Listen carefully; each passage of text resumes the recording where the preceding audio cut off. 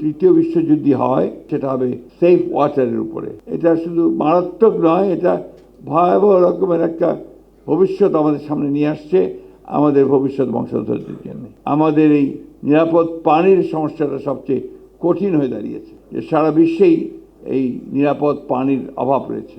বিশেষ করে নিরাপদ পানির জন্য কিন্তু অনেক যুদ্ধ বিগ্রহ হয়, এবং আমার এক বন্ধু যিনি বিদেশে অ্যাম্বাসেডর হিসেবে কাজ করেছেন, দীর্ঘদিন করেছিলেন, এখন তিনি বেঁচে নেই, তিনি আমাকে বলেছে যে তৃতীয় বিশ্বযুদ্ধ যদি হয় সেটা হবে সেফ ওয়াটারের উপরে, নিরাপদ পানির উপরে।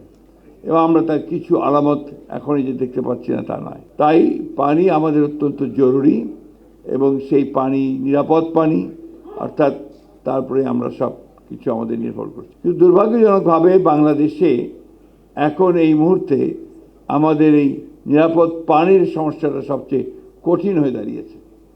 সবচেয়ে কঠিন মনে হয় আমার কাছে যে ঢাকায়, আপনাদের ঢাকা শহরে আপনারা সবাই বাস করছেন, আপনারা যারা ভালো জায়গায় বাস করেন, অ্যাপার্টমেন্ট বিল্ডিংয়ে বাস করেন, তারা নিজেদের একটা ডিপ টিউবওয়েল আমরা করে নিয়েছে বেশিরভাগ ক্ষেত্রেই, যে আসলে আমরা পুরোপুরি নির্ভরশীল ঢাকার যে ডিপ টিউবওয়েলের পানির উপরে, which is dangerous and alarming. এটা শুধু মারাত্মক নয়, এটা ভয়াবহ রকমের একটা ভবিষ্যৎ আমাদের সামনে নিয়ে আসছে আমাদের ভবিষ্যৎ বংশধরদের জন্য। আমরা এই বিষয়টা কেন এতদিন ধরে ভাবিনি, চিন্তা করিনি, এটাও আমাদের ভেবে দেখা দরকার। আপনারা যারা আছেন, আপনারা সবাই এখানে বিশেষজ্ঞ, এক্সপার্টস ইন ওয়াটার, এবং দীর্ঘদিন ধরে আপনারা কাজ করছেন। আজ পর্যন্ত কিন্তু যে খুব বেশি উন্নয়ন আমরা করতে পেরেছি তা আমরা করতে পারিনি। এখন আমরা সবাই চিন্তিত যে আমাদের এই ডিপ টিউবওয়েলগুলো আমাদের যে ভূগর্ভস্থ পানির লেয়ারকে একেবারেই নিচে নিয়ে চলে যাচ্ছে। তাহলে কি একদিন হবে যে হঠাৎ করে ঢাকা শহরটা ধপ করে ধসে নিচে চলে যাবে? There is every possibility.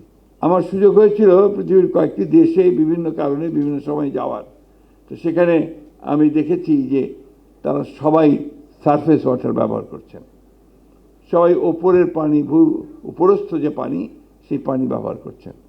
আমরা এতজন আপনারা আছি, আপনারা এতজন এক্সপার্ট আছেন, আপনারা অত্যন্ত উঁচু জায়গায় পড়াশোনা করেছেন, সবাই বিদ্বান মানুষ, আপনারা এই জিনিসগুলোকে এখন থেকে আমার মনে হয় ফোকাসটা এই দিকে দেন, এবং পুরনো চিন্তা ভাবনাগুলোকে বাদ দিয়ে নতুন করে কি করে বাংলাদেশকে আপনারা সত্যিকার অর্থে বাঁচিয়ে রাখবেন।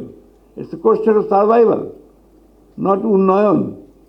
বেঁচে থাকার প্রশ্ন, এটা আমার অস্তিত্বের প্রশ্ন, যে আমি এখানে বেঁচে থাকবো কি না সেই বিষয়টাকে আমাকে নিশ্চিত করতে হবে। এবং দেশের মানুষ, সরকার আপনাদেরকে এই দায়িত্বটা দিয়েছেন, এই ডিপার্টমেন্ট অফ পাবলিক হেলথকে।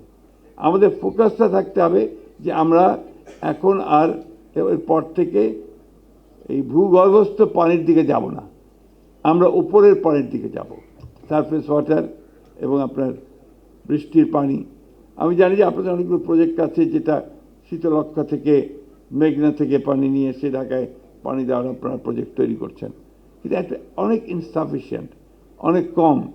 তাছাড়াও এই নদীগুলো তো এখন আর আপনার পলিউশন ফ্রি না, এরাও পলিউটেড হয়ে উঠছে। এটাও কিন্তু আমরা, আমাদের একটা সরকারের উচিত হবে, আমাদের উচিত হবে, যারাই আমরা গভর্নমেন্টে আসি, এই বিষয়গুলোকে খুব গভীরভাবে নিরীক্ষণ করা, দৃষ্টি দেওয়া, এবং যাতে করে আমরা এই বিষয়গুলোর সমাধান করতে পারি।